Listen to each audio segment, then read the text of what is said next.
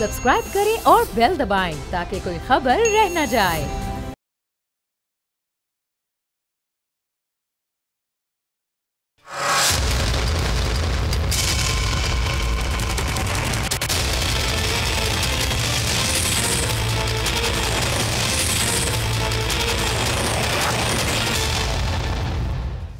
बिस्मिल्लाहिर्रहमानिर्रहीम, अस्सलाम वालेकुम। मैं हूं Jasmine Manzoor and welcome to the programme. नाजरीन, आज एक करारदाद पेश की गई और उसे मंजूर भी कर लिया गया, दो कि बहुत शोर शराबा होता रहा असेंबली में।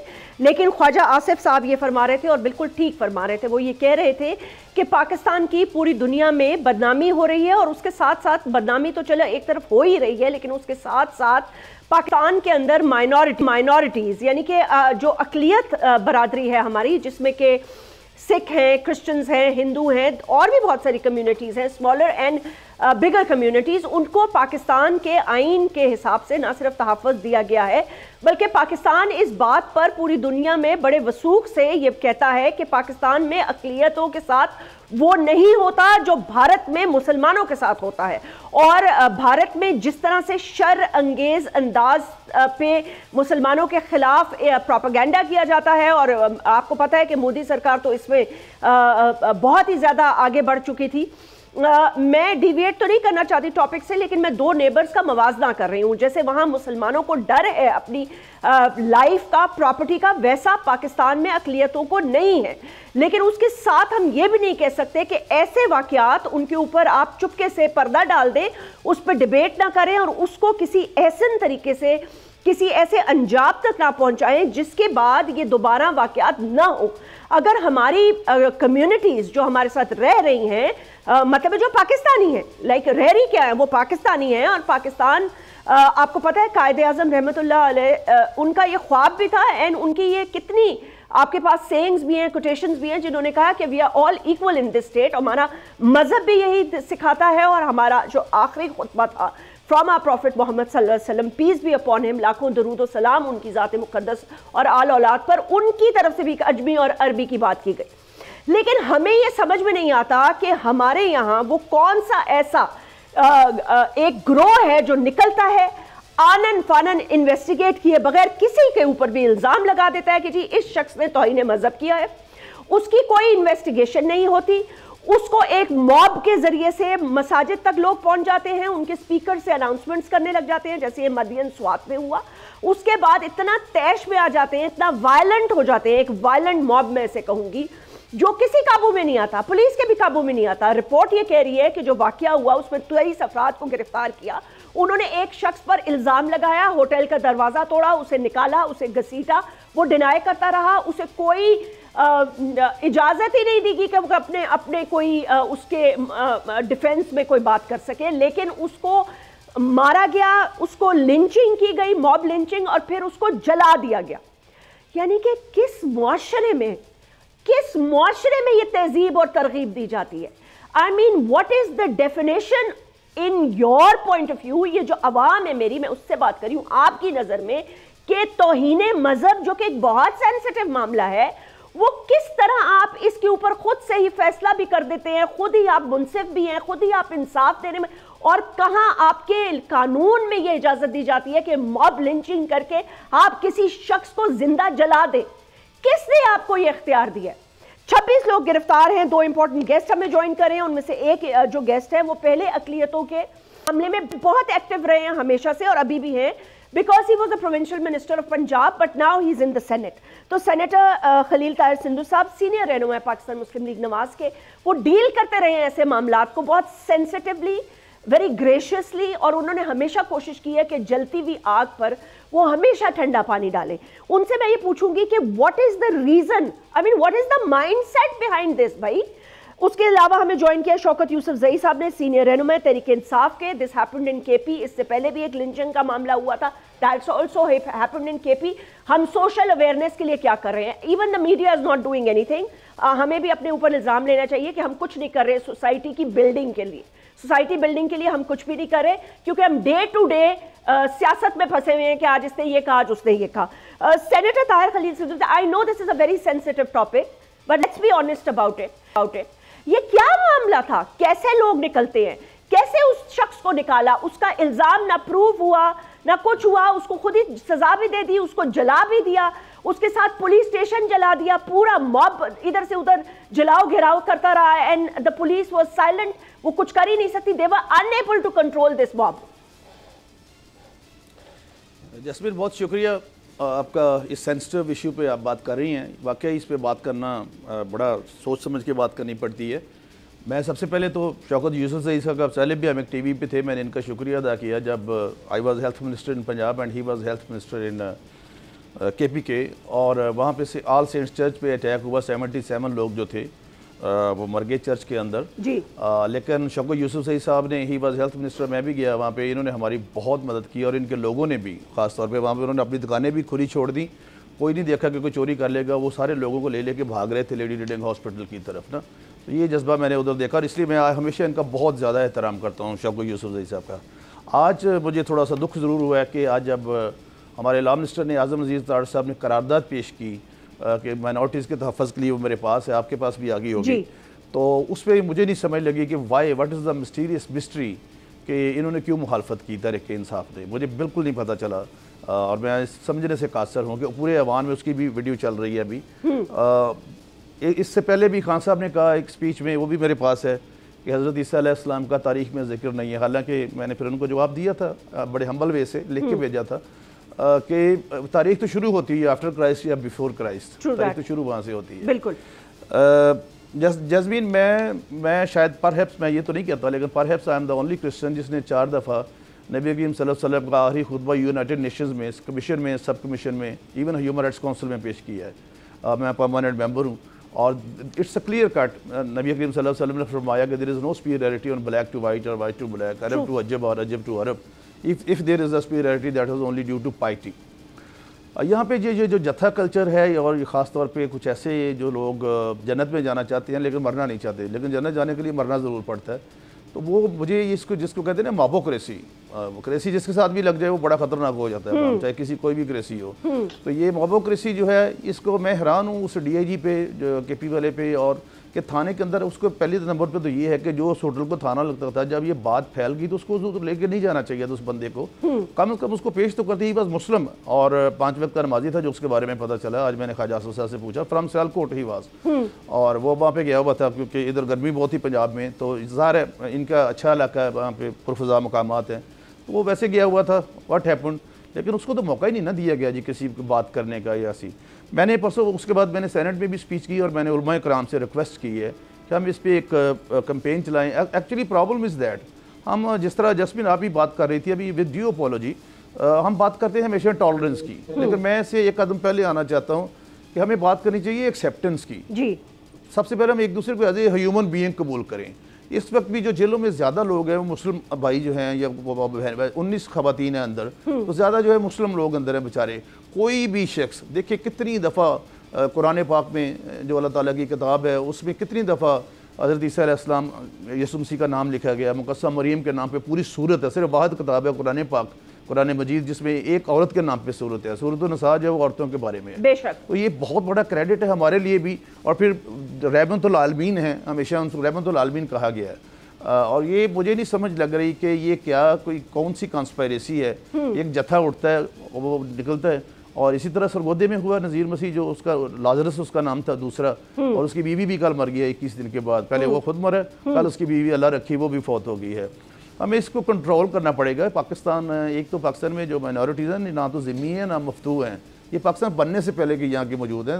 We have 27 village in the Punjab और क्रिश्चियन विलेजेस हैं, और सारे mostly villages they have their own lands and everything, अपनी अपनी ज़मीनें भी हैं, सारा कुछ है। बिल्कुल। इसी तरह मैंने देखा है KP में भी कि बहुत सारे लोग जो हैं वो अपने आप को, जिस तरह शौकत यूसुफ ज़ई साहब हैं, इनको अपने आप को कहते हैं, बेशक क्रिश्चियन हो, वो कहते हैं जी मैं फलां कबीले से हूँ, मेरा ज़ई कबीला, मेरा दुरानी कबीला, मेरा ये कबीला, वो अपने आप को इनके साथ जोड़ते हैं। इसी तरह बलूचिस्तान में भी ये पता नहीं क्या, जिस तरह मिशाल के साथ हुआ था, अभी ये बहुत बड़ा सानहा है, लेकिन इसका हमारे मुल्क पाकिस्तान वतन अजीज़ पे बहुत बुरा असर पड़ता है इंटरनेशनली। मैं फ्रीक्वेंटली जाता हूँ, मैं जिनेवा कमीशन, सब कमीशन, ह्यूमन राइट्स काउंसिल, मुझे पता है फिर लोगों को। हालांकि इंडिया में मोदी जो है वो एक बुचर कहा जाता है उसको। और जिस लेवल पे वो मतलब हमारे मुसलमान भाइयों को उनके जिस लेवल पे वो जुल्म करता है, लेकिन उसको हम इससे जस्टिफाई नहीं कर सकते कि अगर उधर भी हो रहा है तो इधर भी हो। मेरा कज़न था, वो मैट्रिक में फेल हो गया, मैंने उससे पूछा कि क्या बना है, मुझे कहता जी शकील भी फेल हो गया। असल में वो खुद फेल हुआ था।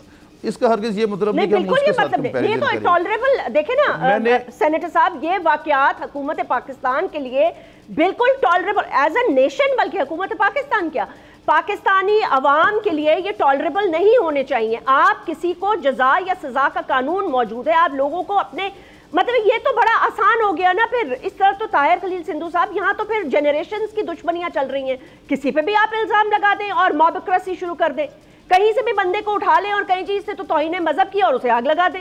ये क्या तरीका है? इसकी बड़ी संगीन सजा होनी चाहिए और इसको एंटी टेररिज्म कोर्ट्स में इसको आप चलाएं। जी, इस पे एंटी टेररिज्म सेक्शन लगता है ऑलरेडी, जानते हो कि शौकत यूसुफ सही साहब भी, मैं by profession I am lawyer of supreme court और मैंने इंटरनेशनल लॉ में भी काम किया है सारा। ये बाय अभी जो अमेंडमेंट हुई थी उसमें एंटी टेररिज्म की इसमें 780 लगती है साथ।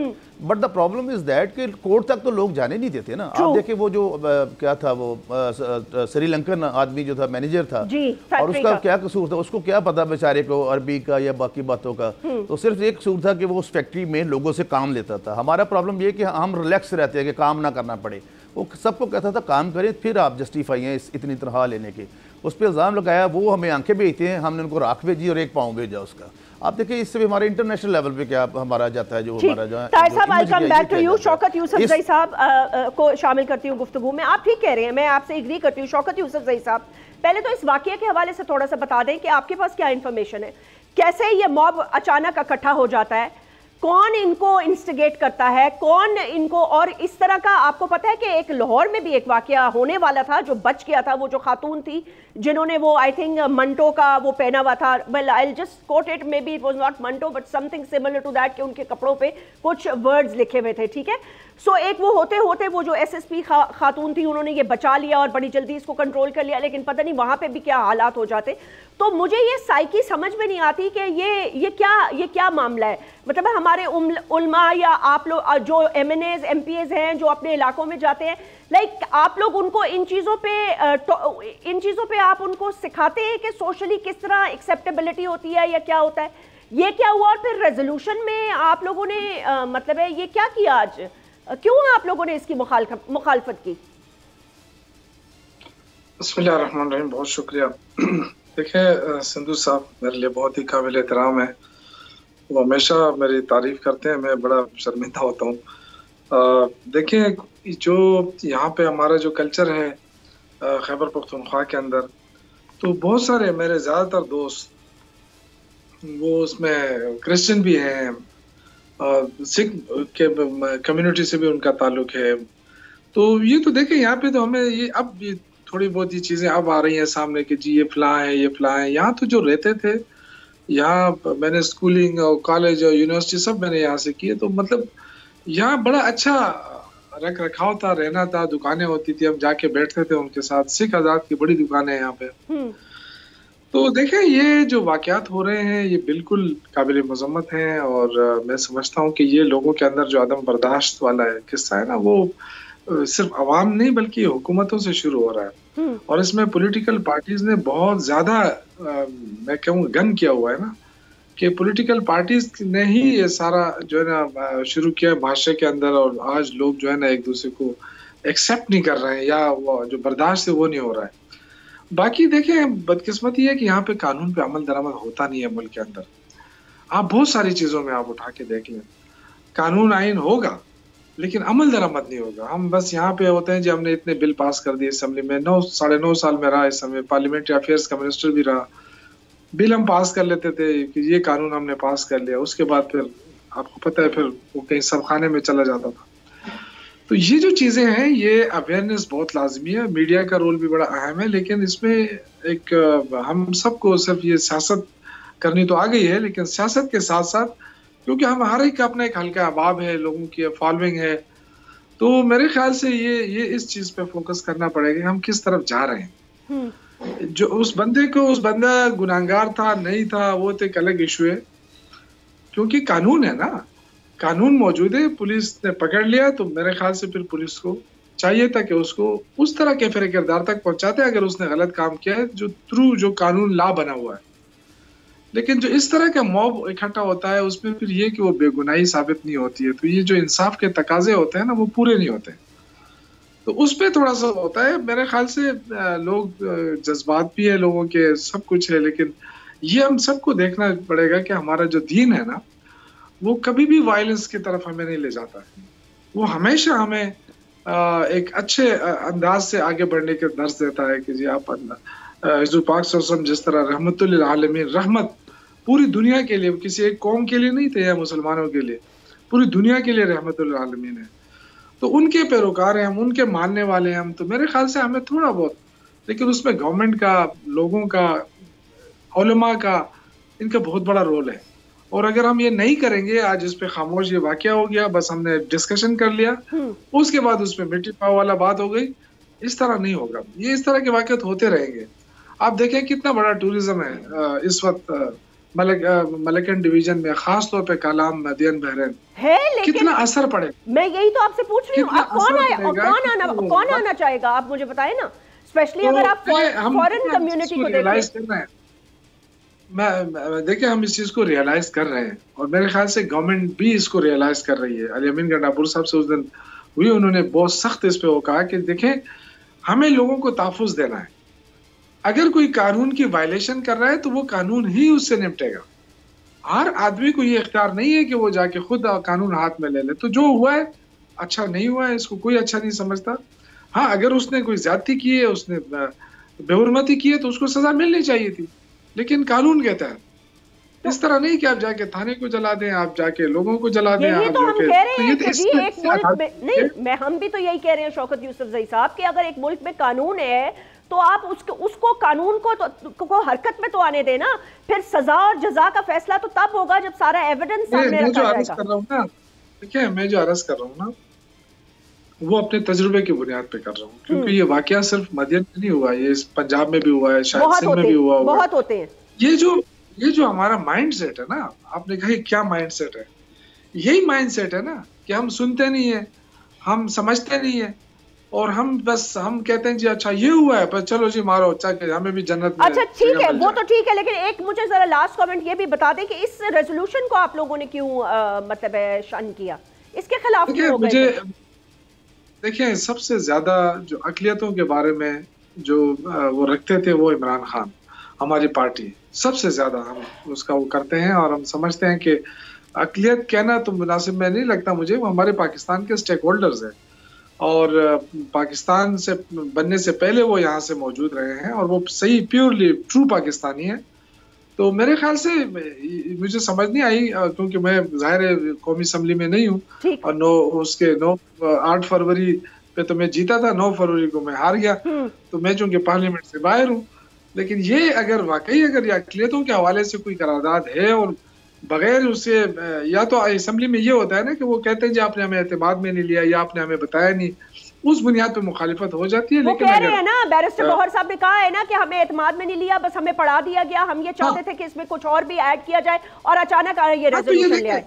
ये आप देखें ना, ये हो सकता है कि फिर गवर्नमेंट को चाहिए कि वो हम इसमें पार्लियामेंट्री अफेयर्स का मिनिस्टर रहा हूँ तो मुझे इस चीज़ का इल्म है, जब भी अपोजिशन वो कहती कि जी हमें इस पे एतमाद नहीं है, आप हमें बिठाएं, तो हम कहते हैं अच्छा जी ठीक है, आ जाए, 2 बंदे दे दे, 2 हमारे, आप बैठ जाएं, वो 10 मिनट में मसला हल हो जाता। अगर यही बात बैरिस्टर गौहर ने की है तो अगर गवर्नमेंट कहती कि अच्छा ठीक है जी ये बैठ जाए, आप अपने बंदे 2 दे दें, क्या अमेंडमेंट आप लाना चाहते हैं इसके अंदर कर लें और इसको पास होने दें, तो ये बहुत बेहतर होता, अच्छा तासुर भी जाता।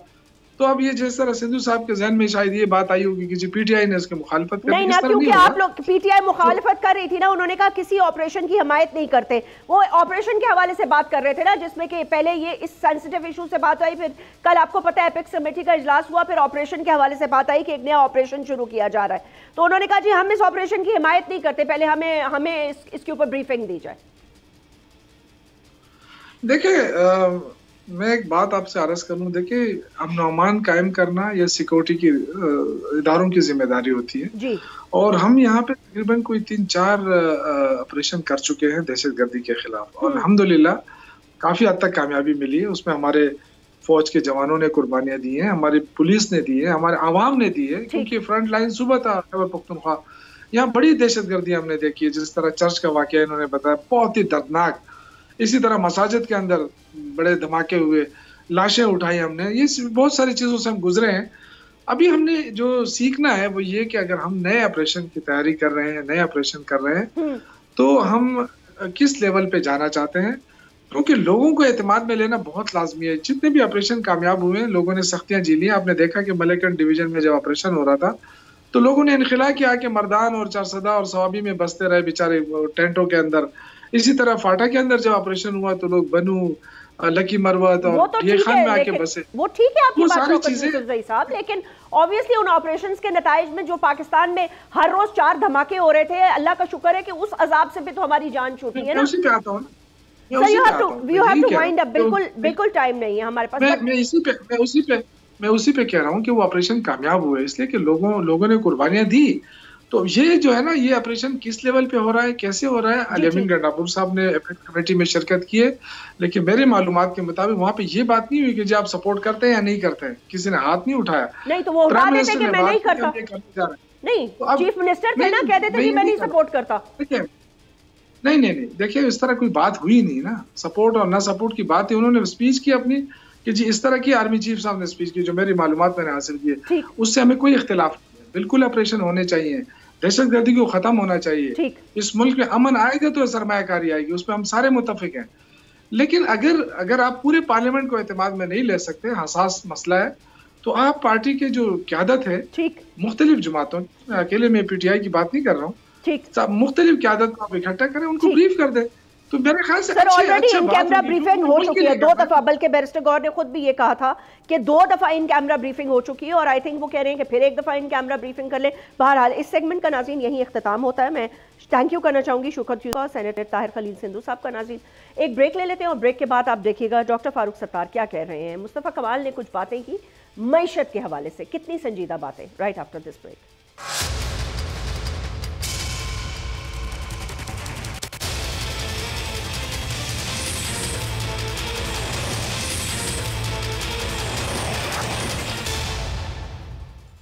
वेलकम बैक नाजरीन। हमें ज्वाइन किया है इस सेगमेंट में फारूक सत्तार साहब ने, कौमी असम्बली के रुकन हैं, MQM पाकिस्तान के एक बहुत ही सीनियर मेंबर है, पाकिस्तान के सीनियर तरीन सियासतदानों में आपका शुमार होता है। बहुत बहुत शुक्रिया डॉक्टर साहब।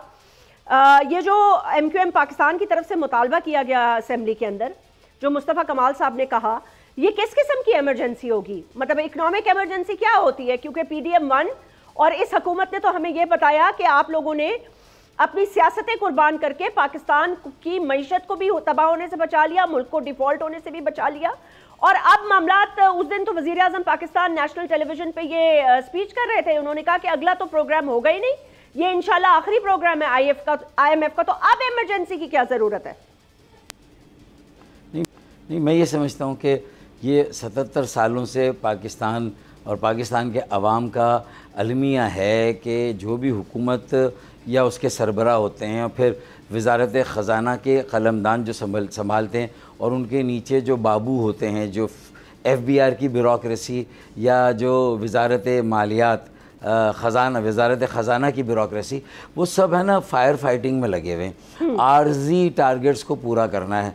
78,000 अरब का कर्ज़ का जो बोझ है पूरी कौम पर, उसकी हमें कोई बहुत ज़्यादा फ़िक्र नहीं। बड़ा आसान फार्मूला है, 2000 अरब रुपए हम जो है वो सूद या कर्ज़ की अदायगी में ख़र्च करते हैं, और 2000 अरब का नया कर्ज़ा ले लेते हैं, और उसके ऊपर मज़ीद सूद जमा हो जाता है। तो हर साल के आखिर में कर्ज़े का हजूम बढ़ता चला जाता है। एक कहानी तो ये सर्कुलर डेब्ट दूसरी कहानी है। फिर तीसरी कहानी जो है वो आम आदमी पर आसानी से बक को पास किया जाता है, उन पर बोझ डाल देता है। बिजली के बिलों को बढ़ा दो अगर कहीं तिजारती खसारा है या बजट का माली खसारा है, अच्छा तो गैस की कीमतों को बढ़ा दो, अच्छा अब क्या करना है, अब तेल की कीमतों को बढ़ा दो। तो मकसद बड़ा आसान काम है, सेल्स टैक्स पर सेल्स टैक्स की भरमार है। अब तो दूध और दूध की जो अशिया उस पर सेल्स टैक्स लग गया, तालीम पे लग गया, सेहत पे सेल्स टैक्स लग गया। ये सिर्फ अपने आर्जी टारगेट्स को पूरा करने के लिए, क्योंकि 2-3 साल या 4 साल में जब हुकूमत जाएगी तो ये वज़ीर ख़ज़ाना भी चले जाएंगे, शायद ये वज़ीर आज़म भी चले जाएँ, कोई और वज़ीर आज़म आ जाएगा, कोई और वज़ीर ख़जाना आ जाएगा, कोई और सेक्रेटरी। देखिए कोई medium term long term planning नहीं है। इसीलिए या तो मुस्तफ़ा कमाल भाई ने जो बात की है कर्ज़ उतारने के लिए, अगर लोगों में स्पार्क पैदा करना है, एक अज़्म पैदा करना है, एक करंट देना है, उन्हें मोटिवेट करना है, उन्हें वापस माशी अमल में लाना है, तो वो अपना सब कुछ बेच के इस मुल्क में निछावर कर देंगे। बात सही कही। अगर ये बड़े जो है हमारे मुल्क के, ये अगर अपने पल्ले से अपने एक एक बड़े मकान को पाकिस्तान को अतिया कर दें, हम सब अपनी हमारी जायदादें हैं क्या, उसमें से हम भी बेच बाज के उसमें से हम भी 25% दे दें। मेरे ख्याल में अगर ये अमल कौमी असम्बली, सेनेट और सूबाई असम्बलियाँ करें तो मुझे पाकिस्तान के अवाम फिर हमें मायूस नहीं करेंगे। तो ये एक तो ये है। दूसरा, डायरेक्ट टैक्स लगाए ना, ये क्यों सेल्स टैक्स की भरमार है? उमरा है, रऊसा है, वडेरे हैं, जागीरदार हैं, उनकी आमदनियों पर कोई टैक्स नहीं। फिर हेरासमेंट है, खौफजदा किया जाता है, रातों को मार्केटों दुकानों में छापे मारे जाते हैं। एक्सपोर्ट पे 1% का फिक्स टैक्स था। आपकी एक्सपोर्ट $30 अरब तो है ना, अब आप उसको बढ़ाने की बात करें, उसमें आपने टैक्स स्टैंडर्ड टैक्सेशन का 29% का आप टैक्स लगा दिया। तो जो चीज़ हो रही थी अपने पैरों पे कुल्हाड़ी मार रहे, जिस शाख पर बैठे हैं उसी को काट रहे हैं। तो जैस्मीन मंजूर, ये काम कैसे चलेगा? ये आर्जी फायर फाइटिंग है, इससे कुछ नहीं होगा। तो हम तो यही कह रहे हैं डॉक्टर साहब, हम तो पिछले 20 साल से यही कह रहे हैं। आप भी मुझे जानते हैं, मैं भी आपको पिछले 20 साल से जानती हूँ। मैं सहाफत कर रही हूँ, आप सियासत कर रहे हैं। हम पिछले 20 साल से इसी पर तो मातम कर रहे हैं, रो रहे हैं कि पूरी दुनिया 50 साल प्लान बनाती है, यहाँ तो कोई प्लान ही नहीं है। ये आपकी बात बिल्कुल दुरुस्त है कि जी ठीक है, अच्छा ये यहाँ से खिंचाई करनी है तो वहाँ से कर लो। अच्छा, अगर फर्ज करें पाकिस्तान में तेल, पेट्रोलियम, बिजली, पानी होता ही ना, कोई और मादनियात होती तो फिर क्या करते? मतलब है इन 3 चीज़ों को हवा बना के यहाँ से खींच, वहाँ से खींच, ये कब तक चलेगा सर? हमें तो बताया जा रहा था कि ये फाइनेंस मिनिस्टर जो हैं ये बहुत ज़्यादा आपको पता है कि ये कहाँ से इनकी सिफारिश आई है और ये तो बहुत ज़्यादा मैजिक वर्क करेंगे। तो क्या मैजिक वर्क था? बस ये था कि ये सेल्स टैक्स की मद में आपने पूरे पाकिस्तान को लपेट दिया। देखिए उनकी मुख्तलिफ हवालों से एक मईशत के शोबे में महारत ज़रूर होगी, मालियाती तौर पर डिसिप्लिन किस तरह कायम करना ये भी ज़रूर होगा। उनके पास एक बड़ा कैनवास है, बड़ा अहाता कर सकते हैं। लेकिन देखिए ना, मैंने उनको अकेले में जब कहीं देखा वो बात कर रहे थे तो ज़ेरे लब ये कह रहे थे कि भाई फाटा है, आज़ाद कश्मीर है और इसी तरह के कबायली और इलाके नॉर्दर्न एरियाज़ हैं, मतलब वहाँ पर जो है वो इस साल वो जो टैक्स एग्जेम्पशन की मुद्दत ख़त्म हो रही थी, अब उनको भी टैक्स नेट में लाना चाहिए। कब तक तनख्वाहदार तबका इस बोझ को अकेला ढोता रहेगा? कब तक कराची मुल्क का 50-60% रेवेन्यू देता रहेगा? कब तक कॉरपोरेट सेक्टर या सरमायाकार और सनतकार जो है वो अकेला ये सारे मुल्क का बोझ उठाता रहेगा? फिर आपकी नज़र शहरों पे जाती है, आबाद को, यानी जो बिल्डर हैं, कंस्ट्रक्शन इंडस्ट्री में, रियल इस्टेट में ताजिर हैं, उनको पकड़ लो। अरे भाई, जो वडेरे जागीरदार हैं 23% मुल्क की मजमूई पैदावार GDP में उनका हिस्सा है, टैक्स में 1% है, वो क्यों एग्जेम्प्टेड है? अगर आइन में गलती से है item number 7 federal legislative list में, तो इस तरह तो कंस्ट्रक्शन और बिल्डिंग इंडस्ट्री भी थी, लेकिन आपने उस पर FED लगा दी, उस पर शोर हो रहा है। तो आप ज़राअत पर भी जो है बड़े वडेरों उनकी आमदनियों पर FED लगाएं, उनकी जो प्रोडक्ट्स हैं, प्रोड्यूस हैं, उस पर FED लगा दें, उनसे भी किसी ना किसी शक्ल में तो कुछ वसूल करें। वो गन्ने के खेत में ज़राअत की आमदनी के नाम पे आसानी से जो है वो उनको इम्यूनिटी है, और अगर उनकी शुगर मिले सारी, उसका मुनाफा भी गन्ने के खेत में दिखा दें। गंदुम का खेत है, आटे की मिलें, आटे की मिलों का मुनाफा भी गंदुम के खेत में, तो चट भी मेरी पट भी मेरी। ये चंद हज़ार ख़ानदानों को सिर्फ फ़ायदा पहुँच रहा है। मैं तो इस्लामाबाद वालों, पिंडी वालों से कहूँगा कि स्ट्रेटेजिकली हमें सर जोड़कर बैठने की ज़रूरत है। मुल्क के तमाम इदारों को, मुल्क के तमाम सुलझे हुए समझदार लोगों को हम 5-10 दिन। ठीक है, आप बताएं, एक बात बताएं, आप क्या कह रहे हैं? एक खुले अल्फाज में आप ये कह रहे हैं या कहना चाहते हैं कि पाकिस्तान की मईशत बिल्कुल धड़न तख्ता हो चुकी है? ये बात तो दुरुस्त है ना? मुझे कहने की ज़रूरत नहीं है। महंगाई कहाँ है, देखे ना, मतलब एक आम आदमी उसकी जो तनख्वाह है हो चुकी है ना। देखिए ना, एक आम आदमी वो अपने बच्चों के स्कूल की तालीम पर ख़र्चा उठाए, अपने वालिदैन की सेहत के बिल अदा करें, और फिर उसके बाद ग्रॉसरी, राशन है, आने जाने का किराया भाड़ा, घर का किराया, तो उसके बाद उसके पास अगर बिजली और गैस के बिल दे दे, उसमें से कोई एक दे सकता है, तो फिर उसके बाद बाकी सारी चीजें कहाँ से करें? तो फिर वो लोड शेडिंग के नाम पर अजाब। एग्जैक्टली डॉक्टर साहब, वो भी तब देगा ना, वो तो बेचारा देगा ही, लेकिन इन दोनों में से कोई चीज मिले भी तो सही ना, बल्कि तीनों में से। कराची जैसे शहर में पानी नहीं है, हम टैंकर खरीद रहे हैं। कराची जैसे शहर में गैस नहीं है, गैस नहीं आती जी, हाँ जी गैस की कमी है, गैस की पैदावार नहीं हुई तो गैस नहीं है। बिजली, हाँ जी बिजली भी नहीं है क्योंकि बिजली कम है, तो बिजली, ये तो 20 साल से ये तमाशा चलता चला जा रहा है। रेंटल पावर आ जाएंगे, यूं हो जाएगा, ऐसा हो जाएगा। चलिए छोड़े, मुझे बताएं मुस्तफा कमाल साहब ने बड़ी अनोखी बात की और बड़ी मजे की ये बात की on the floor of the house. तो क्या ये मुमकिन है जो लोग अपने सामने मिनरल पानी की ठंडी बोतलें रख के, ठंडे एयर कंडीशनर्स में ठंडे फैसले करके आवाम पे बिजली के गर्म बम गिरा रहे हैं, उनसे क्या तवक्को की जाती है कि वो कुछ दान करेंगे इस मुल्क को? इस मुल्क को जो लूट लूट के उन्होंने यहाँ इस हालत तक पहुंचा दिया, कौन देगा आपको बिलावल हाउस, कौन देगा आपको रायमंड, और कौन सा जनरल आपको 50 करोड़ दान करेगा? देखिए, अगर हमारे अफवाज पाकिस्तान के जो आला ओहदेदार हैं या हमारी जो सियासत के बड़े बड़े नाम हैं, जिनका जिक्र मुस्तफ़ा कमाल भाई ने अपने बजट स्पीच में कहा, और बहुत ही बड़ी राय है, एक गैर मामूली वाक़या है। अगर ये पाकिस्तान जिस जज्बे से बनाता, उसके लिए लाखों जानों का नजराना मेरे आबा व अजदाद ने दिया, 20 लाख जानों का नजराना दिया, ट्रेनें कटी, काफ़िले लुटे, बहनों की असमतें कुर्बान हुई, तब जाके ये खुदादादी ममलकत पाकिस्तान बना।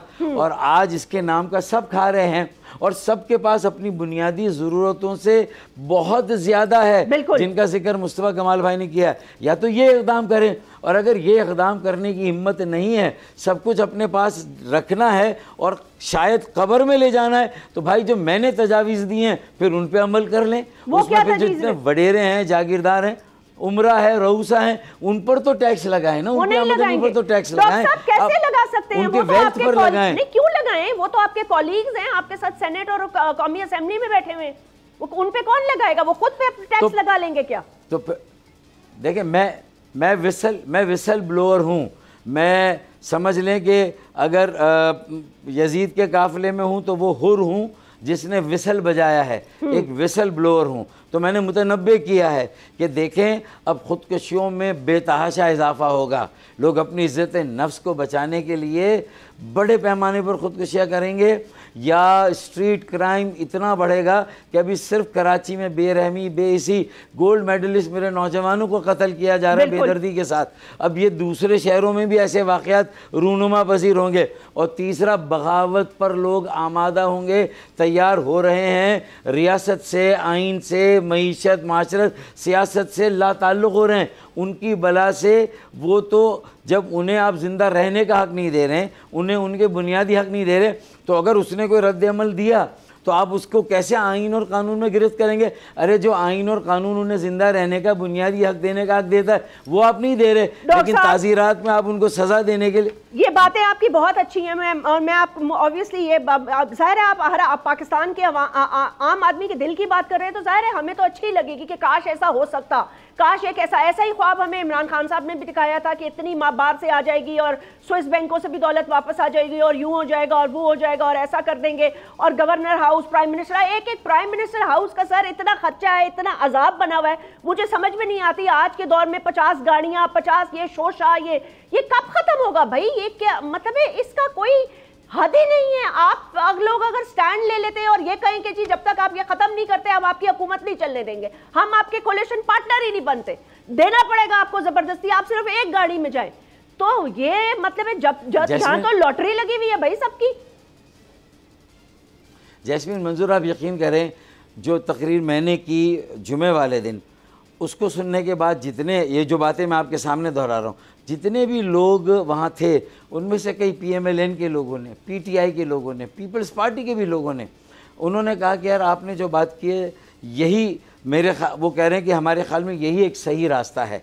अब अगर हमने यहाँ पर आउट ऑफ द बॉक्स ना सोचा और लोगों पर ये जो इनडायरेक्ट टैक्सेस की भरमार की, सेल्स टैक्स की भरमार की, एक्साइज ड्यूटियों की भरमार की, और हमने उनकी लोगों की दौलत पर, उनकी जायदादों पर, उनकी अमलाक पर और उनकी आमदनियों पर, अरबों की खरबों की, अगर उस पर हमने डायरेक्ट टैक्स ना लगाया तो पूरी दुनिया की हम बात करते हैं तो मेरे ख्याल में हम साउथ कोरिया को देखें, हमारे से हम बहुत पीछे था, फिर तुर्की को देख लें, फिर उसके बाद हम मलेशिया को देख लें, वियतनाम चिपिद्दी का शुरबा।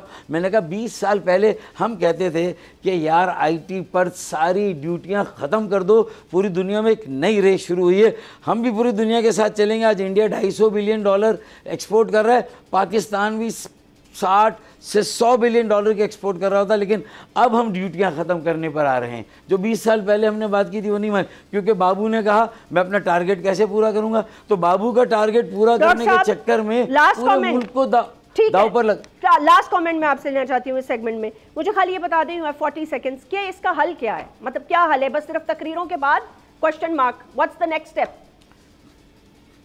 देखिए, बगावत से अगर रोकना है लोगों को, जो उनका रिएक्शन है, जो सड़कों पर जा रहे हैं धरना देंगे, या ख़ुदकुशियाँ और स्ट्रीट क्राइम, ये और ज़्यादा विशियस साइकिल में मुश्किल और उलझन हो जाएगी। तो बेहतर यह है कि जो हमारी वो सिफारिशात हैं जहाँ उन्होंने देखें एकदम नए नए टैक्सेस और नई नई चीज़ों पर लगा दिए, थोड़ा सा रैशनल होकर सोचें, सर जोड़कर बैठें। एग्रीकल्चर इनकम टैक्स से शुरू करें, 23% GDP में है, उसका कुछ परसेंट तो टैक्स में लें, 5 से 10% तो टैक्स भी होना चाहिए पूरे टैक्स पूल का। तो यही तो मैं पूछ रही हूं कि ना हुआ तो फिर क्या करेंगे? फिर क्या, व्हाट्स द नेक्स्ट स्टेप? ना हुआ तो फिर तो दास्तान तक ना होगी दास्तानों में ना, तो फिर मतलब एक हुए तुम दोस्त जिसके दुश्मन उसका आसमां क्यों? अगर इन पॉलिसियों के आप दोस्त हैं और ये आपकी दोस्त हैं, ये आपके मफादात से सब कुछ जुड़ा हुआ है, गिरोही जमाती ज़ाती मफादात, तो फिर इसका मतलब ये है कि आवाम की आंखों में धूल झोंकना बंद करें। और जो PTI की भी आपने बात की थी, उनके भी 4 बजट रिवायती थे, आपने कहा उनके पास इख्तियार था, MQM के पास वो इख्तियार नहीं जो किसी हुकूमत का हो। MQM का वज़ीर आज़म आज तक नहीं आया। अगर एक दफ़ा हुकूमत गिरा दे, PTI की भी तो गिराई थी आपने। देखें, ये हो सकता है। अच्छा मुझे बताएं जैस्मीन मंजूर, मैं ये हुकूमत अगर गिरा देता हूँ, मैं मेरे अकेले के वोट ना देने से 22 पीपल्स पार्टी तो फिर भी वोट देगी इस बजट को, बजट तो फिर भी पास हो जाएगा। तो क्या और तरीका आपके पास हो, मेरे पास है? फिर मुझे ये यकीन दहानी हो कि अगर मैं अब अपोजिशन में जा रहा हूँ हुकूमत गिराने के इरादे से, तो फिर PTI मुझे कंफर्म करें, वहाँ हल्फ दे फ्लोर पे कि भाई जो बातें आपने की हैं, अगर वज़ीर आज़म पाकिस्तान उनके भाई और बिलावल भुट्टो और जरदारी साहब अपने घर देंगे तो हम जो है वो बनी गाला हम भी देने के लिए तैयार है। 804 के कमरे से ये आवाज़ आई है कि हम भी देंगे घर, तो अब कहे ना आगे बढ़े ना, तो फिर हम भी रिस्क लें, वरना हम अकेले जो है वो ये सारे ठीक सर, हम अकेले कैसे फेस करेंगे सारी? नहीं सर, अकेले फेस नहीं है, लेकिन बात अगर आपने यहाँ तक शुरू की है तो इसको किसी मंतकी अंजाम तक भी पहुंचाने की कोशिश करेंगे। एटलीस्ट आपका बुनियादी फर्ज तो है ना, as a member of the National Assembly and as मैं ये कहूँगी कि पाकिस्तान की आवाम जो आप वोट लेके गए हैं, तो ये इतना फ़र्ज़ तो बनता है ना। खैर बहरहाल अपना ख्याल रखिएगा। डॉक्टर फारूक सत्तार साहब और तमाम मेहमानों का बहुत बहुत शुक्रिया। फिर मुलाकात होगी। अल्लाह हाफ़िज़।